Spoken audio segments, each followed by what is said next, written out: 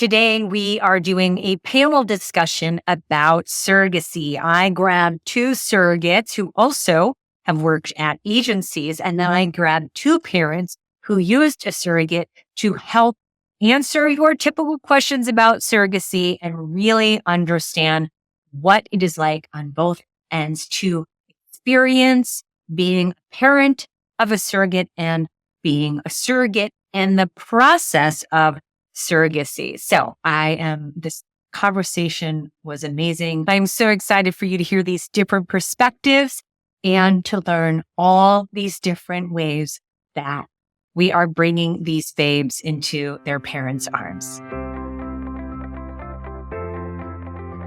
So please meet Ashley. She is a surrogate and also works at an agency. Erin Graham, again, a surrogate who also works at an agency. Erin Thomas, who is a parent that has used a surrogate, and Ling, who is a parent who has just used a surrogate. And you will also hear her new baby in the background. So I am so excited to have this conversation with all of you about surrogacy. We have, as you know, we have people that are parents that have used surrogates. We have people that are surrogates, and the people that are surrogates have also worked at the agency side. So I think we're going to get just such a great overall look at surrogacy. And the parents, of course, I asked everybody, what are the typical questions that you get? And so I got a whole list of, these are the typical questions that I get. So anybody who is considering a surrogate can also learn so much for this conversation. Okay, so why don't we get started with the parents of the surrogates, and why don't you just talk about why your kind of relationship with surrogacy and why you decided to use a surrogate? So I used a surrogate to have my Ellis a few years ago now. He's almost 4. And I mean, I am in awe of surrogates. I view them, as angels. Stephanie was my surrogate, and she truly gave me the biggest gift I could ever imagine anyone giving me. I wouldn't have been able to be a parent to Ellis without her. So I adore her and feel so grateful that this is something that people do for others to help them achieve their dreams of being a parent. Love it. And Erin, what made you decide to use a surrogate in the first place? Well, we had done multiple rounds of IVF, and we always got good embryos. The problem was when we transferred them back to me, there's just some sort of, I'm convinced, an autoimmunity, though I've never been diagnosed with that wouldn't allow me to carry the baby to term. So after multiple miscarriages and lost opportunities, my husband and I decided to pursue surrogacy as well as traditional adoption. And we kind of opened both windows as possibilities and decided, you know what, whichever one works is the one that's right for us. And surrogacy just really worked very seamlessly. We found a surrogate fairly easily. She was the right person, and it all just sort of came together. So that was clearly, the right path for us. Nice. And Ling, what is your relationship with surrogacy, and why did you ultimately decide to use one? Yeah, so I think very similar story to Erin. We did, 10 transfers ultimately before deciding to do a surrogate, and we had the same thing. It was very easy for me to create eggs and good embryos, but every time we transferred, it was one thing after another. Everything just went wrong. So ultimately, we decided that if we wanted a baby, it would have to be through a surrogate. So that was sort of, it felt like it was decided for me more than it was really a decision that I made, but we got there, and he's here. So we're very happy with the outcome. Yeah. Is that who we hear in the background? Do we hear him? Yes. He's right here. He's 6 months old. He just left, though I'm multitasking. You're fine. I'll mute him if he makes a fun. And then Ashley, what is your relationship to surrogacy? Yeah. So I'm Ashley. I am a 4-time surrogate. I also am a partner and the director at Surrogate First. And then I am part of Resolve, Seeds Ethics Committees. And I'm currently trying to change the law in Hawaii to a pre-birth state. To a what state? A pre-birth state. So in surrogacy, there's pre-birth and post-birth. Hawaii is currently a post-birth state, but it would make it so much more friendly to all parents if we could get it to a pre-birth. So I'm working on that currently. What does that mean? A pre-birth and a post-birth state? Yeah. So in surrogacy, there's two legal contracts. One is your gestational carrier agreement that's done before and prior to getting pregnant. Then at about 15 to 20 weeks in a pre-birth state, you'll complete what's called the pre-birth parentage order. That'll get filed with the court. So that way, when baby is born, parents go directly onto the birth certificate. In post-birth state, some paperwork is completed prior to the birth.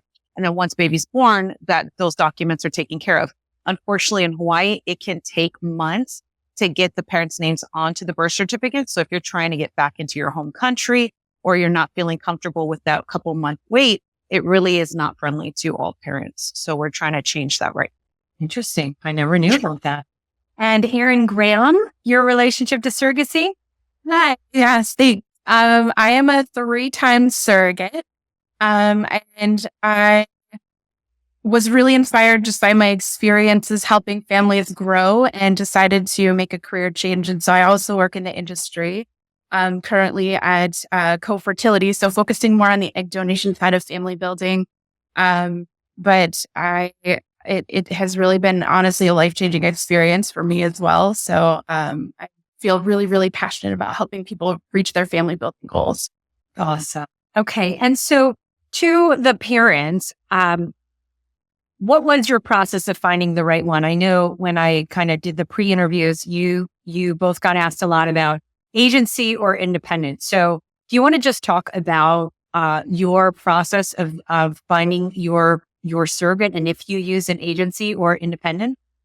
So we were independent. We did not go through an agency. And the reason we chose to go independent, honestly, comes down to cost. We were already pretty overwhelmed by the financial cost of surrogacy after 4 rounds of IVF and maybe 6 transfers or so. So we were already kind of at like financial crisis. So that was really a big decision for us. And we decided we would go independent until it seemed like it was a bad idea. And fortunately, it never really turned into a bad idea. It always worked well. We did hire a consultant. She's amazing. And anybody who's listening to this, if you're considering surrogacy, going the independent route, let me know. And I'm happy to give you my consultant's name. She's up in Seattle, but she's really well versed in surrogacy around the country. So we used her and she really helped guide us through every step of the way. She helped us find lawyers, all these things. You didn't ask that question though. What you asked was, how did we find our surrogate? And we found her. This is going to sound really funny. We found her through a Facebook group back like when everybody was on Facebook, just a few years ago, maybe. So yeah, we found her through a Facebook group. It was like a gestational carrier and intended parent matching group. That was really the purpose of it. And I put out a message, letting folks know who I was and what my husband and I were looking for. And then Stephanie found us through there. I think we started like DMing and like courting each other in a way. It sort of felt like online dating. And we kind of took it slow at first and then really decided we wanted to pursue this and made it work. So that's how we found Stephanie. Wow. And Ling, did you do agency or independent? We ultimately used an agency, and it was for speed more than anything else. I think we wanted to, so just as background, like we had been doing this fertility thing for like 4 years at this point. And so I was ready to be done one way or another. And when we signed up for surrogacy, we were told the wait times, because of COVID and sort of this imbalance of like supply demand, we were looking at like up to 2 years wait time to find a match, which means like 2 years to match and then more time to go through legal and medical screening and then the actual transfer. And it would just seem like, my kid would be a teenager before he had a sibling. So we wanted to go the fastest route possible. And that was really signing up with multiple agencies. And we signed up because a lot of agencies will give you an upfront fee, which is pretty nominal in the greater scheme of things. And they only charge you the full fee after you match. So we figured you might as well kind of put your deposits down at different agencies. Whoever gets there first, you pay the full deposit. And we did that. We also did look at Facebook groups. I posted the same thing, but I wasn't as comfortable kind of sharing our story and vetting people by myself without having gone through this process before. So it just made me really nervous. And we ended up getting very lucky at one of the agencies that was a newer agency. So they had fewer parents on their list and more surrogates in their roster. And we were able to match within like a couple of months of signing up for them. So we went the agency route. As a surrogate, do you also get to choose the parents? Yeah. I know for myself, I was in a little bit of a different circumstance where I was, my requirements for my parents, were based off of like, my beliefs and so I had a very limited like pocket of parents that would like be a good match for me. I also hadn't had a child for 8 years and it's recommended within the last 7. So for me, it was a little harder to find my match, but most surrogates will be able to see several parents' profiles and see if there's one that they really connect with before they decide to move forward. I think each agency kind of has their own way of approaching matching too. It really depends. The agency that I went through for my first 2 and my third match was actually independent because we had already worked together. We decided to go without an agency. But the first 2 matches were through an agency and it was a 1-to-1. So they would only present one surrogate profile to the intended parent and vice versa. I was only presented with one intended parent. And then you have a match meeting kind of done, either in person or over Zoom, depending. And you really choose each other. You choose to work together, which I feel like makes for a great experience. Kind of having that opportunity to really make that intentional choice of like who you're helping. And I don't know, I feel like it made for a great relationship with both sets of intended parents that I worked with. Yeah, that's surprising to me. So even as the surrogate that you're working for the agency, you could still say, no, this isn't a good match for me. Yeah. Okay. Yeah. So both sides, right? Parents have their particular requests and requirements. And then also, it definitely comes down to, I always tell parents to make sure you line up on like termination, communication, and relationship, and so some parents are looking for more of, they're open to an organic relationship before, during, after. Some surrogates are wanting the same thing. Some surrogates are wanting to maybe not stay in contact after the birth. Same thing with parents. Like there's so many moving parts that we literally have a team that's only designed to look at parent profiles, surrogate profiles, and try to see who's the best match. Yeah, very cool. Say that again. It was something in termination. What is that? Communication. Communication. So the type of communication frequency, what does that look like? Termination is a big one to make sure that they line up on that. It's going to go into the contract. The relationship, what that looks like before, during, and after. And then during COVID, we came up with vaccination, right? And so it was the shuns. I will say too, just from the independent route, it's really similar also. Now you don't have an agency facilitating you through this, but you could have a consultant helping you figure out what are all these things. And it's quite, I would say, even in independent, it's not easy to find your match, right? Because as an intended parent, you have not only what your clinic requires. So I use a clinic that is very, very stringent on their surrogate qualifications, like very stringent. And then I have all of my things, like about how I'm hoping they'll interact with the pregnancy. Maybe it's diet and food. And, because I'm somebody who had so many miscarriages, I was always really sensitive about caffeine and chocolate. And of course, then I have to find a surrogate who's like willing to give up caffeine and chocolate for 9 months, which I always felt really guilty asking her to do, but I did, and she did it, and because she was lovely. But all of those things. And then, of course, just as Erin and Ashley are saying, the surrogate then has all of their needs and desires, including all of the things that Ashley mentioned. So it's like quite a process. Okay. And for you two that have worked at an agency, what are kind of common issues that arise, and I'll ask the parents as well, but what are some common issues that arise that can be expected and prevented beforehand? Like we see this a lot, and we could prevent this by, I don't know. Are there kind of common issues that happen that you see between the parents and the surrogate? Yeah, I would say it's the same thing in independent as it is in with an agency on some of these. So one would be being honest and open about what you're looking for, what your boundaries are, your expectations are, compensation, making sure everyone agrees upon that before we even get started with medical screenings and legal. So really understanding what everyone is comfortable with, what their boundaries are. What we do see on our side in the agency is sometimes coming into this, parties have some trauma from trying to grow their families. And so it's really hard to process that and go through it. And then the losses and the mournings that had prior, that we try to really educate our surrogates on understanding that your intended parents are excited, but they may not be able to show it. They may or wait till the first trimester to get out and take a breath, or it might even take the second trimester. So really just people coming in with empathy and understanding like everyone has their stories. And looking for that compromise. It's like this weird, like married at first sight, we're going to have a baby.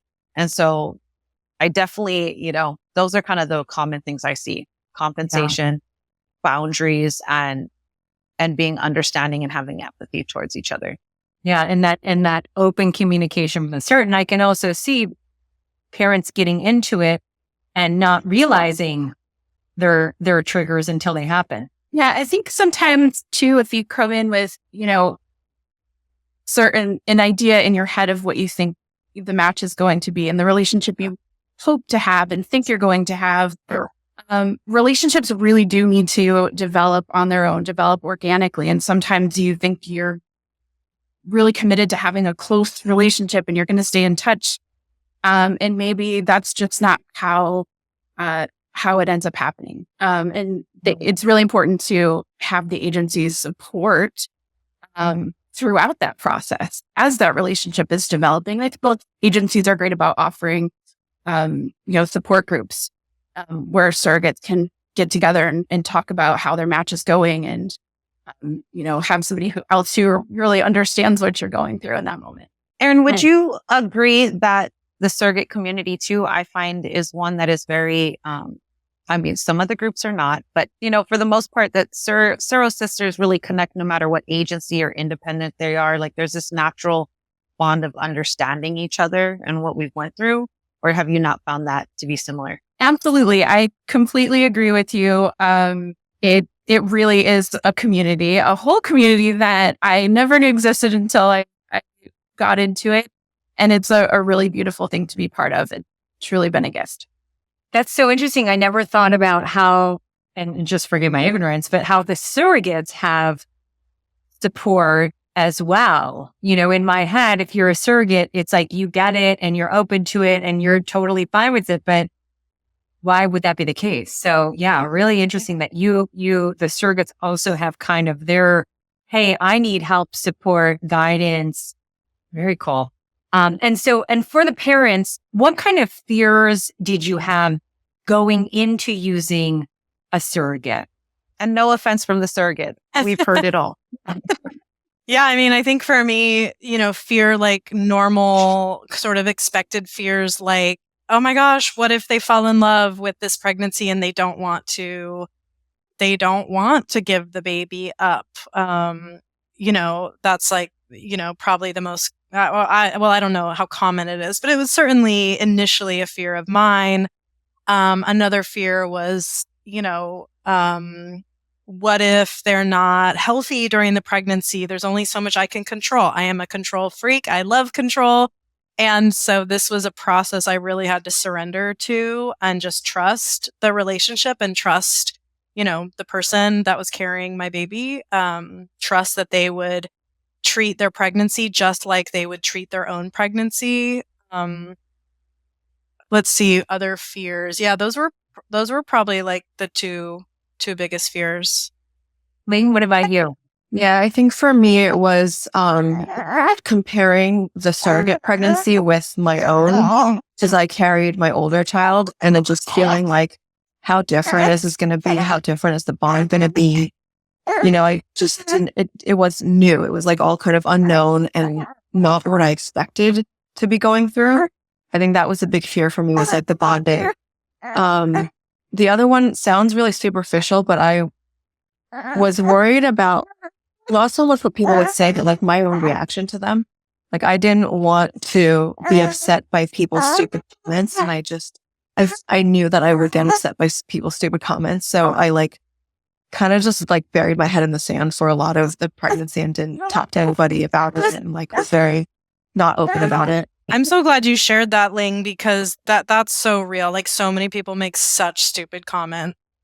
And they're just like so insensitive, and they're not trying to be insensitive, but they just like gut you. I totally feel that, Ling. I don't think that was real. Oh, and then another thing, not to like take up too much space, but like then there was COVID, and Ling, your little one is newer than mine, but this was all for me going down during COVID, and so Ellis, my son, was born May of 2020. Which was like ground zero, more or less, of COVID. So then you had like not only the surrogacy issue, surrogacy intended parent, but then you had COVID overlaid on that, which like came with a tremendous amount of fears, obviously, including the hospital. So we delivered in a hospital in Colorado, and this hospital like didn't know how to deal with surrogacy pregnancy. Like they were treating it like an adopted, like we were the adoptive parents, and that the surrogate was the birth mother, was the genetic birth mother. We had to really like educate them, like, no, we are the genetic parent. It was just a whole thing. So that was kind of wild too. Yeah. And they were probably trying to keep people out. And you're like, yes. No, I can be there. So like you were saying, I have so little control over this whole pregnancy. I'm going to miss the birth of my child. Yeah. now. They basically told me that we could meet the baby at the front doors of the hospital when the baby is discharged. And we were like, oh, hell no. Like, what? We were like, what? Like, I remember talking to the hospital administrator saying, like, who is going to take care of this baby? Like, the surrogate's not going to. I mean, maybe she would be willing, but we would have to ask her because she's not the parent. And it was, yeah. The agreement. Yeah. Oh my goodness. Such an added layer of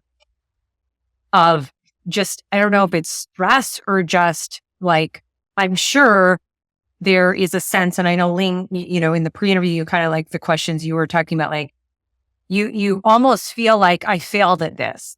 And so here is the moment where, okay, the baby's here. I'm going to take it over. And we're going to talk about like, did you breastfeed and did you do the things where, and so then to hear, no, actually the surrogate is going to have the first connection points with the baby. I can't imagine how stressful that was for you. So what did happen, Erin? Well, it all turned out really, really great. We basically got our lawyer involved, and this is because we had an amazing consultant, or, for other people, if they're working with the agency is going to deal with all this. For us, our consultant really helped us basically manage the hospital and just be like, no, we have to be in the hospital. We are not delivering the child, but we are the parents. And so they ended up putting us in a room right next door to the surrogate's delivery room. And we couldn't be in the room because of the COVID regulations. There could only be one person attending the birth, and she chose to have her spouse there. So we Zoomed the birth.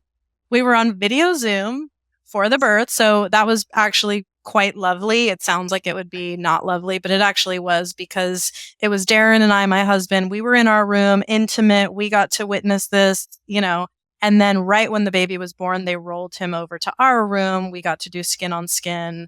The baby actually, Stephanie our surrogate didn't even get to really hold Ellis, but that was agreed on beforehand that we would, he would be born, they would cut the cord, they would wheel him into our room. So it turned out really great. We stayed in the hospital just like we were the delivering parents for a couple of days, and then we were all discharged together, baby, Darren, myself, as well as the surrogate and her spouse. We were all discharged together, so we all got to leave as like one big happy family. So. And Ling, did you have anything to share about your experience with like the birth?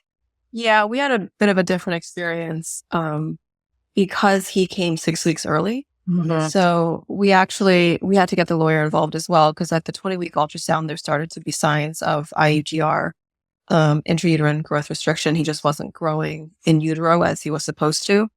And so I, of course, am like the queen of anxiety, got very worried about every little thing.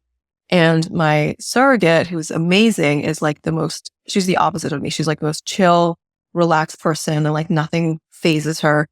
So I was getting communications kind of third hand. It would be like the doctor tells the nurse, tells the surrogate, tells me. And by the time it filters to me, I'm like, this is incomplete information. Like, I can't work with this. Mm-hmm. So we ended up getting the lawyers involved and saying, like, we need direct communication with the doctors. Like, he can't be dodging our calls. She induced at 34 weeks, and we had a room across the hall from her. We were in the room for the birth. We did skin to skin for like 2 minutes before the NICU kind of rolled in and was like a SWAT team and just like took him into the NICU. So it was a little bit hectic, but it all worked out in the end. Okay. Really quick questions for the parents. These are the typical questions that people want to know. How much did it cost? And are those costs typical? So Ling, how much did it cost? All in, I think we spent about $110,000. And that was not including the IVF that was covered by insurance. So the total cost was between agency, lawyer, her compensation. And I believe that's on the low end now, because I think surrogacy compensation has gone up pretty significantly in the past couple of years. I think ours all in, it's hard to separate the IVF with the surrogate. IVF with surrogacy was probably all in like upwards of like $250,000. Surrogacy alone was probably, I want to say like 85 to 100,000, maybe something like that. I'm surprised even with independent that it was that much. So Erin and Ashley, who worked at agencies, I always understood it like about 100,000 you're going to spend for a surrogate. What is the usual cost? Yeah. I recently just did a conference panel on this, the rising cost of surrogacy, because it has dramatically increased. So my first surrogacy, I was compensated $25,000. Now, mind you, my oldest surro baby that I had is now 7.5. And now the average comp for a first time surrogate, you're looking at 45 to 50,000 for her base compensation, not even the additional items. So I always tell parents to budget about 120 to 150 just for the surrogacy journey, including like health insurance, legal things like that, because it has dramatically increased. Wow.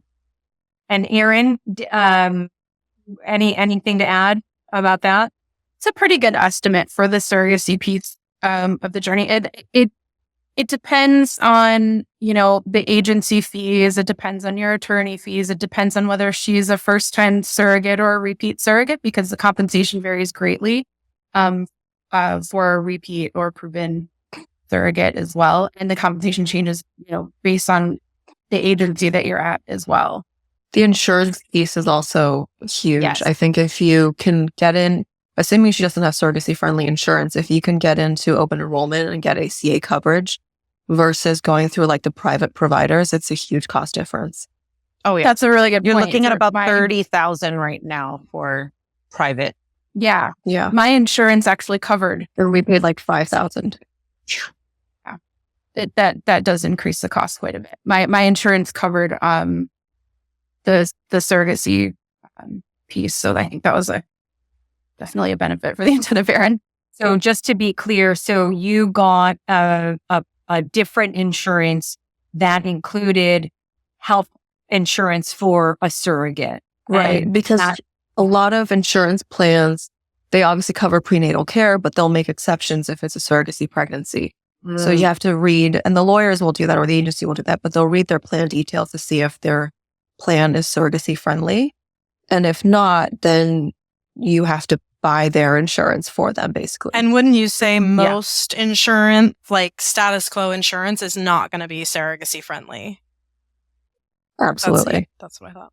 I would say it's actually been increasing. And they are currently a group of attorneys in California that are working to fight against the insurance liens that are happening with like Kaiser and Blue Cross Blue Shield. But I would probably say that most employer plans, it's about a 50-50 that they're going to cover. And when we say surrogate friendly, we don't mean the IVF side of it. It literally is only the pregnancy when you get released from the IVF clinic. Mm-hmm. So it still is an expensive journey, even with surrogate friendly insurance. The pregnancy and the birth. Yes, that's what it covers. And not for the baby. And not for the baby, right. Once that baby's born, then it goes, maybe that's normal. Yes. Yeah. All the care that happens before she graduates to her OB from the fertility clinic is all out of pocket because no insurance will pay for that part. Yes. This is incredible. Incredible costs. I know that, I know some countries don't allow surrogacy, and I know that the US is one of the highest for all of this. And so people are going to different countries to consider surrogacy. I think with that, obviously it's, and this is where, if you're going to different countries for IVF to save on costs, you just have to I would recommend, somebody who has gone there and used it. There's a referral. You have to be careful, right? Because when there are those really strict laws like you have in the United States, which is why the costs go up because there's so many different people, lawyers involved, you got to be really careful. So now there are countries that are improving, so there are some ethical places that are working out of like Uganda, where there has been some bad reps. I'm a surrogacy agency in the US, and if you can afford it, stay in the US. They have the best laws for intended parents and surrogates. But not everyone can afford this. I couldn't afford it if I was going through it. And so there are programs, and Uganda has changed their laws to be surrogate friendly. They protect these women. They even help them start small business loans so that when they're going through this program, they end up with their businesses. They've bettered their family. They're looking at following the ASRM guidelines for like surrogacy, number of pregnancies, health of the child. And a lot of them will connect with local OBGYNs to make sure they've got good care. So there are some really great programs out of like Mexico, Colombia, and Uganda. And I'm going to be going next month to see one of the programs in Mexico to talk to the surrogates, because I do understand that it's not always affordable to parents here in the US. All right. Another question, that typical question. I think this would be a good question for Ling, since you carried a baby, and then had a surrogate, and there are people who do both, right? And even at the same time, they both do both, carry and have a surrogate. Do you, and this is the same question that people get with egg donor, but did you feel differently? What were the thoughts that came up about, was it guilt? Or do you feel like, I know these answers, but do you feel like you have the same bond with your current child that you do with the other child? So what is that like for you? Yeah. For being both? So it definitely was, there was guilt. There was a lot of anger. There was a little bit of like jealousy even at some point. I think it was like the third trimester. I felt like I missed him because I remembered the third trimester with my first so vividly, like feeling the kicking and the, all of that. And she was great and updating me on all of those things. And I wanted the updates, but at the same time, I was like, I missed this person that like I've never met before. It was very strange. So there was a lot of emotion going into it. I think I was surprised near the end, one, by like how close the surrogate and I got. We became very good friends. I still send her pictures of baby all the time. I had started, I think I said to you, Tasha, I was like, I wish I could just get like a uterus in a jar and like not have to deal with a person, because I just didn't know how I was going to feel about her. But now we're like super close. So there's things that you don't expect. As far as the baby, I don't think there's any difference at all in terms of our bond, which is the one thing that's been such a huge relief. in some weird way was almost like a silver lining that he was born early, because I got to like start bonding with him earlier. But even then, like there was no difference. Like as soon as he came out, I was like, this was my baby, and it's the same. And the further you get from the pregnancy, the more it just becomes like the norm, and that's just his birth story, and everybody has a different birth story. So I don't feel like it's any different. Yeah. Okay. And did either of you breastfeed? Did either of your parents breastfeed? I did. I am. I did not. Not this moment. I did not, but we did. We got donor milk for, I think, a year. I think we did 100% breast milk from donor breast for 1 year after not, and it was, I don't know if I'm allowed to say this on the on air, so to speak, but it was under the table. Like we did not pay for it. It was not regulated. Black market. It was black market milk. It was not regulated. So you can go to hospitals and buy breast milk, and it's like so stupidly expensive. No one can afford that unless you're Angelina Jolie. So we just got it donated to us. Was it like another Facebook group? Yes, it was. Turns out you can do a lot of things on there. Yeah, no, it was. I mean, we would be like, driving around in our car. We lived in Seattle at the time.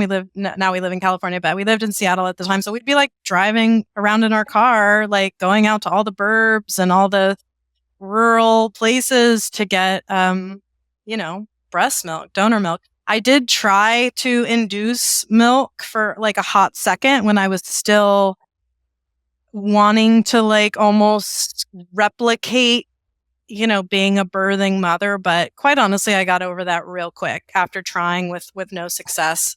I was really just focused on like, I just want a kid. I just want to be a parent.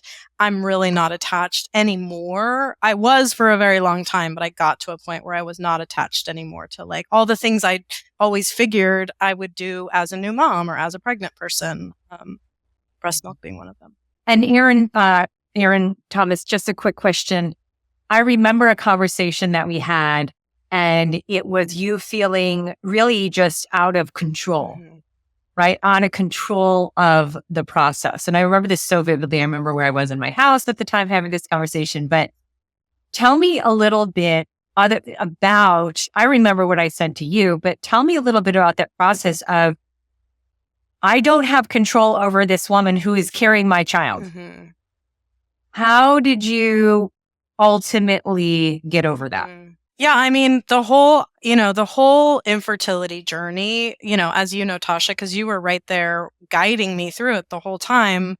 I mean, it was the darkest night of the soul I've ever been through. It was so traumatic. It was so sad. I mean, I still have that trauma like in my body. When I really tap into that time in my life, it was about a 5-year period.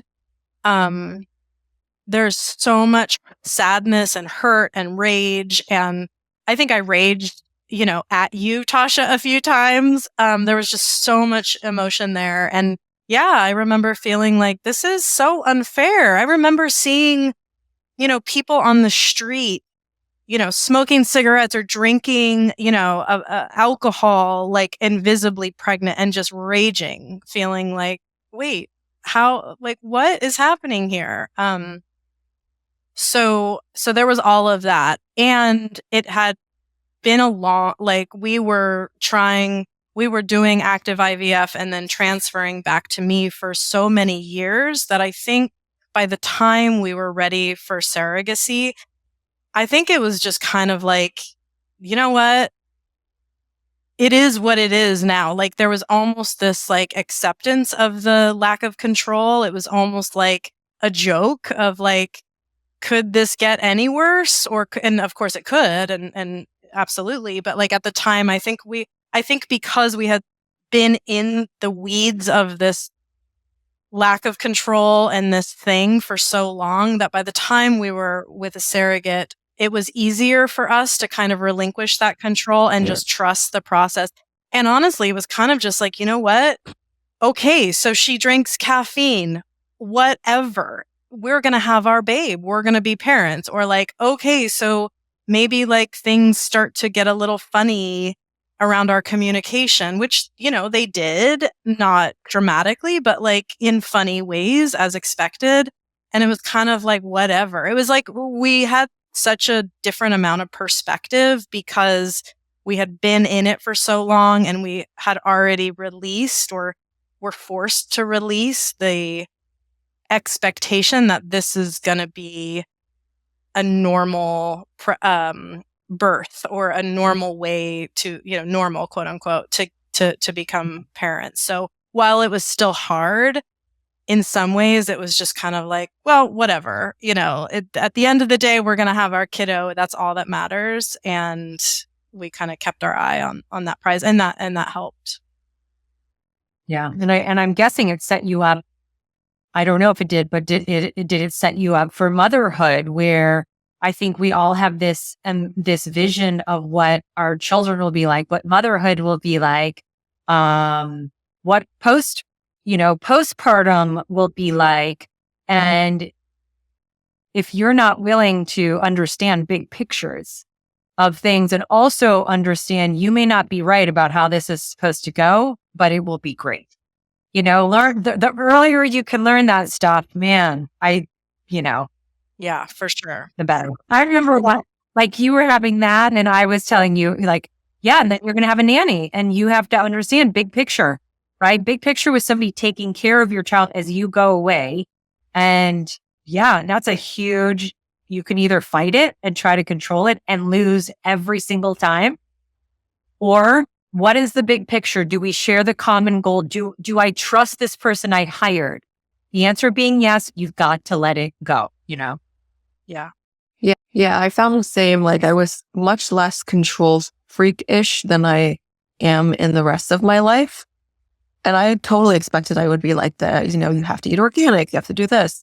And I went to visit her for like the 8-week appointment, and she just had like a soda in her car and like a bunch of flaming hot Cheetos. And I was like, sure, why not? Like it didn't faze me at all. I think it's for the same reasons that like we've lost so much in this journey already that like it doesn't matter, as long as we're taking good care of our baby. Yeah. What I did though, like it wasn't so much the control that I was really struggling with. I was struggling more with like the worst case scenario mentality. And I had just had 5 years of like everything that could go wrong went wrong. And like, why wouldn't it continue? And that I had a really hard time coping with. I remember those conversations. And then when he was coming early and there was a problem, you were like, see, I was right. Yeah. I'm always on that end. Yeah. Mm-hmm. I just wanted to say, like with our clients, we always let our parents know too, like it is okay to have postpartum. Like, even though you didn't carry the baby, like you're coming to a whole new life. And I feel like a lot of our parents struggle with that because people are like, well, you should be happy. You should be so thankful that you were able to go through this surrogacy. But it's important to understand you're caring for a newborn. Like, I feel like I get the better side of the deal. Like I get pregnancy, I deliver, I get to go have chicken wings and a beer. You've got to raise this human for like 20 something years, like, and so I feel like parents need to give themselves grace, and know that like, I was really embarrassed about being compensated because I worked ministry my first journey and I didn't want it to be about the compensation. And I remember being very embarrassed by it and my intended mom telling me, like, you shouldn't be embarrassed. No one is above each other in this relationship. Like, you are blessing me with my child and growing my child. And I'm being able to bless you and your family so that you guys can, accomplish goals. Like together we need each other to make it in this world. And so I think there was a lot of embarrassment for me, but I know parents too, like, oh, must be nice to be able to afford a surrogate, when you're like, no, it's not nice to deal with fertility issues for years, and losses. So I think we get it on both sides. And I think we just need to like have empathy and compassion and understand that like, we're all just trying to make it and we're all just trying to be parents. Yeah. And along those lines, Ling, you've mentioned a few times how people just say dumb things or they ask dumb questions. I would love to hear some of these dumb things, these dumb questions. Did you have sex with the dad? I get that. I'm like, that's not how it works. It was a petri dish. Wow. Like, Yeah, I got my the, husband didn't loan me out to someone. Like, Yep. I got like, so is he genetically your kid? I think it came from ignorance more than anything else, just not knowing how the process works.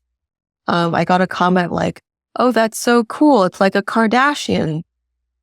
And I'm like, not really, but I love the comparison. Thank you. Yeah, there were just a lot of like, I think it was just more ignorance driven than anything else.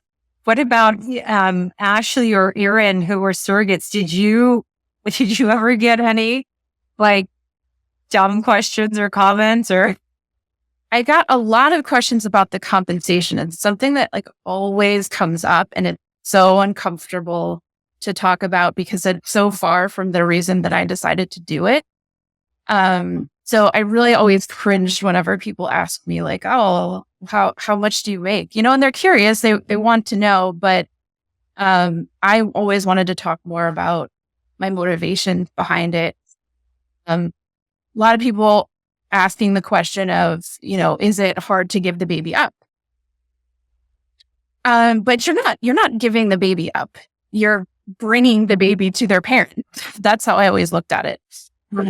So it's just a lot of, I think, educating people around really what goes into the decision to become a gestational carrier, and what you put into that relationship with the intended parents. I was really thankful to be matched with some truly amazing human beings who I'm still close with to this day, and love that I was able to be part of their story. I think you have to develop a thick skin through this because it's just such a raw, like emotional state you're in for a long time. And like, even some of my close friends would say like, well, the nice thing is you can go out and drink. And it's like, yeah, but that's not what I wanted, like that's not what I worked 4 years for. And even at the hospital, they would call her mom because that's just how they refer to the birthing. And I know nobody means anything by it, but like every time it would just feel like a little gut punch. So you just have to develop thick skin and get through it. and I went smart aleck way. Like, to me, I wanted to kind of shine that mirror on the questioner, like, so when they were like, wow, you must make a lot of money. I'm like, well, how much do you make? Oh, is it not nice? Like, it just, so I just kind of went that way. Erin G seems a lot more grace filled in her. I'm a bulldog. I'd be the worst intended parent. I'd be out your window, like looking in the bushes. Like, I have control issues, which makes great for my job because I screen people, but I can't imagine what parents go through, to trust someone with your most precious gift is just insane. And I always was worried about complaining about the pregnancy because I was like, I'm sure my intended mom would love to have that bean. And so she probably thinks I have no symptoms whatsoever because I was just like, I don't want to bother her with nausea. Like, I'd want to have nausea if I was struggling. It's the weirdest relationship, but we definitely love each other. I think anybody, well, I don't know, but for me at least, I personally, because I did IVF, I felt like I couldn't complain. After all these years, I'm finally pregnant. I cannot complain being nauseous, complain having a backache. So I think just the whole, when you have any sort of infertility, any kind of issues, you don't need to give a mother guilt, right? We have enough to be guilty about. But I think any of that process, I had so much guilt. Or when you had the baby and you're exhausted and you're like, I can't take this. But it's like, oh, really? After all that, you don't want, it's like, no, it's not that. Like, this is all in my head, right? I'm going back and forth. So yeah, I could see how as a surrogate, you're like, I shouldn't complain. And then when you're getting, oh, at least you don't have to get that. And, like, what? Are you kidding me? Yeah, I could see how that would be yeah. I think I love what you said, Ashley, about if we all just look at it like everybody's on a human journey and it's really hard to be a human a lot of times, right? And let's just give each other grace, compassion. We all can't be as graceful as Erin Graham, like me too, the things I would say to people, but at least it's like, let's just all understand we're on a human journey and no one's done it before. So what I would love is for you, any of the resources that you had that you said that you had some good resources, I would love for you to just email me and and I will make sure that everybody gets those. But really quickly, Erin, just before you go, what is your relationship with your surrogates currently? We have a great relationship. I send her photos of Ellis all the time. Her friends of hers have sort of befriended me on like Instagram or social, just to like check out photos of him. So yeah, it's really good. Every year when Ellis, on Ellis's birthday, I also, always send her kind of a little bit of a, birth story from my point of view, because I see it as kind of, in a sense, her day as well. So I just cherish and love her and anybody that's willing to do this, because it was, just such a gift. So. Oh, good. Well, thank you so much for being here, Erin. And then I would love to hear from the other Erin and Ashley. What are your relationships like with the parents? Great. We're still in touch. Obviously wishing happy birthday every year, getting pictures and updates. And, we've got group texts that we just stay in touch on what's going on in family life. It's interesting because both of my matches were local, so I lived nearby the intended parents both times. I've since moved. I was in Colorado. I've since moved back to New York, so we're far away from each other now. But we still do really stay in touch, and it's always just such a joy when I get an update or a picture. And so you were local to the babies that you carried. Yeah, for so 2 out of the 3. Yes, the third, the intended parents actually had moved out of state in between when I carried their first child and when I carried their second child. And so we actually went on a road trip to visit them during the pregnancy for the second one. And then they moved back, and then we moved back to New York. So sort of had that full experience. Oh, and what about you, Ashley? What is your relationship like with the parents? But I guess it depends on what they and you chose, but. Yeah. So I've had 2 families and 4 babies, right? So the first family I've carried 3 times 4. And we talk on a regular basis. The children have started school. And so they're in an English school. They live in China. So we talk, they show me their art supplies, and they call me auntie and my husband uncle. They chose with the parents to call my children their big brother and big sisters. They think it's great that they have American family. So they will be coming in December to spend a couple weeks with us.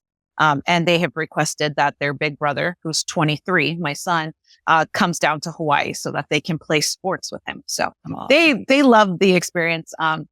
It's cool too, because they're now understanding, like, they asked me last time, like, Auntie Ashley, how come you have green eyes and we have brown eyes? And so I explained, like, mommy and daddy make you, and then Auntie Ashley just grows you. They're like, do you give us milk, And I'm like, yes, I give you milk. And I had their youngest brother in April. So it's been quite the experience. The other family chose not to keep in contact. And so it's okay. That's their baby and that's their journey. And I went into it just wanting to help a family, And so unfortunately we don't keep in contact, but I'm sure they're doing great. They've got their baby. Mm-hmm. Yeah. And I know Ling mentioned how she's muted herself, so obviously she's busy, but she mentioned how she grew quite close to her surrogate without expecting that, and just, how beautiful that is. And I know Ling, and she doesn't need friends, right? So the fact that it was a wonderful bonding relationship, it means it's authentic. She's an authentic person. Okay. And then really quickly, Ashley, I just want to touch on this because as I was putting this panel together, this came up about you, about working in the ministry and how, whether it's been pushback about you being a surrogate, and this is where I have total ignorance about this. What is the misconception around surrogacy and religion? Is it looked at as no? Because I would think God would be really excited about more Christians, right? But knowing how this works, they like more. But yeah, what is the misconception or the issue that some religions have with surrogacy? Yeah. So unfortunately, with Catholicism, which I'm not, I'm Baptist, but with the Catholicist, the Pope came out and kind of called it deplorable and requested a worldwide ban. And there are unethical ways. I think that's what we need to understand too, is that in the world, there are unethical surrogacies where women are taken advantage of and they're held hostage for the 9 months and they're not paid, and, and there's sketchy practices being done. There is. But when it's done ethical in the US, that's where it changes. Now, in the US, the issue is, what are people doing with their frozen embryos, right? Like in Alabama. There's the question of PG testing or termination or reduction or different types of family makeups. So when I was working ministry, I had to go to my board and to the pastors and say, this is what I'm wanting to do. I wanted to help a mother because I had dealt with secondary infertility with my husband, male factor. And so I wanted to help a mom. I knew how much that was. And so we went through everything. I explained I was a pro-life surrogate, so I wouldn't terminate unless my life was in danger. And so once I went through those things, my church said, okay, looking biblically at this, we don't see an issue with you participating in surrogacy. Unfortunately, when you work, not unfortunately, but when you work ministry, you have to sign like how I'm going to live, so no tobacco and no, dancing on bar tops and, things like that. Oh, she ran. Yeah. So different life. So those are the kind of things that get the Christian pushback, right? About how are we handling the embryos? How are we handling the family situations? And mostly it's the terminations that really and the disses of like embryos, like storing and destroying. Okay. But I've been okay. Yeah. I mean, that's why we are on our third journey together and we have one more embryo left, and we had all committed to not keeping them frozen. And now I will be turning 40 this year and potentially having my last surrogacy. And I'm like, man, I'm getting old. Well, we committed to it as a family. We, both sides agreed upon it. And so that's where we're at. We may have another one of these surro babies out here. And that's the family you just had a baby for in April? Yeah, I had 2016, 2018 for them. Then the other family I did 2020, and then I gave birth 2023 to my first family's baby. And then we've got one more embryo. We just didn't think they'd stick, and they just kept sticking. So here we are, like potentially. Wow. Yeah. Well, I think anybody listening is going to be like, I need Ashley and Aaron to have my babies. So it sounds like Ashley's clerked up. Look for sturdy stock. Aaron, are you still open or are you also closed? Yeah, I'm like 99% retired, but you just never know. Yeah. Okay. It's honestly addicting. Any surrogate will tell you, I was a one and done. I was going to do one surrogacy, help one family, and I was out. And then the minute you give birth and you watch those parents like hold their child and like tears are foaming down, it's the most pure emotions when this whole world is, a lot of social media is fake. You witnessed someone like that moment of becoming a parent. It's the biggest high I've ever had, other than like having my children. And I would say it's pretty close, if not equal to that, just to watch them hold their baby and love their baby and know that like you helped with that. Oh, if you can do it, most women sign up for a second or a third. We have issues. In a good way. You have issues in a good way. In a good way. But man, yeah. It really is the best. It's a lot to go through. Yeah. Oh, good. All right. Well, thank you all so much for being here. I cannot thank you enough. And you are all just such amazing souls. Thank you so much for what you do, who you are. Thank you to the parents for being just open and vulnerable about, and brave about sharing their story and exactly why. And of course, I'm so happy that everybody has had the correct ending. I don't want to say a happy ending, although it always has been happy. But, for me, being an IVF consultant and seeing how these different babes come into the world, I know it's the right ending. And there are so many different ways to create the family of your dreams. And we just need to be quiet, listen, hear what comes to us, and pivot when needed. I understand surrogacy is extremely expensive, but this is just another way to show you may be surprised who comes into your life. Maybe just hearing this message will start a conversation about something that will help you bring your baby to your arms. So Thank you so much. I'm going to put resources that you guys have in the show notes. If any of you guys, if either of you have resources, please send them to me in an email. But thank you. Any last thing before we leave? I think I talked enough. Sorry. No, awesome. Thank you so much Awesome. for having me. It's been a pleasure. Yes, thank you so much for Thank you. being here. All right, ladies. Bye. Right. Thank you. Well, that was our uncovering for the day. If you have a feeling that your IVF protocols or strategies could use a second opinion, start with our website, tashablasi.com, for resources and even a free discovery call where we can learn about your specific IVF needs and see how we can help.